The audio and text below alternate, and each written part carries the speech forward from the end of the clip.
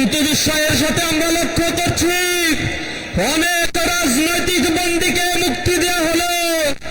অজানা কোনো কারণে আমাদের প্রিয় নেতা এটিএম আজহার ভাইকে এখনো পর্যন্ত আমাদের মাঝে ফিরিয়ে দেওয়া হয়নি।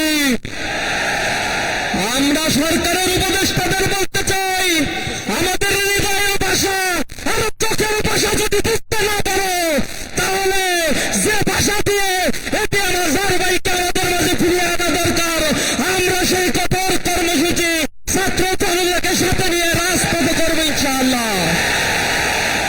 আমরা অনতি বিলম্বে এই যে ট্রাইব্যুনাল গঠন করা হয়েছিল, তথাকথিত মানবতা বিরোধী অপরাধের এই ট্রাইব্যুনালে যে জুডিশিয়াল কিলিং এর মাধ্যমে রাজনৈতিক নেতৃবৃন্দকে হত্যা করে এক শূন্যতা বিরাজ করার জন্য যে চেষ্টা করা হয়েছিল, ছাত্র জনতা জুলাই গণ অভ্যুত্থানে তার দাঁত ভাঙা জবাব দিয়ে ফ্যাসিবাদটাই বাংলাদেশ থেকে বিতাড়িত করেছে।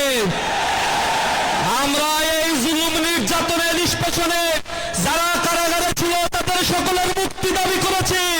আমরা সহনশীল রাজনীতি এবং আইনের প্রতি শ্রদ্ধাশীল, তাই আমরা দাবি করব অনতি বিলম্বে এটিএম আজহার ভাইকে আমাদের মাঝে ফিরিয়ে দিন। সকলকে সমাবেশে উপস্থিত হওয়ার জন্য ধন্যবাদ জানিয়ে শেষ করছি। আসসালামু আলাইকুম ওয়া রাহমাতুল্লাহ।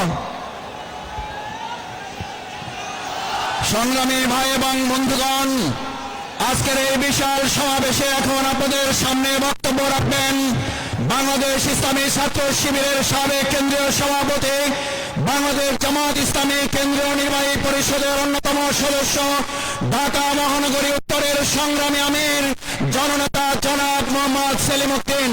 বক্তব্য রাখছেন সেলিম উদ্দিন।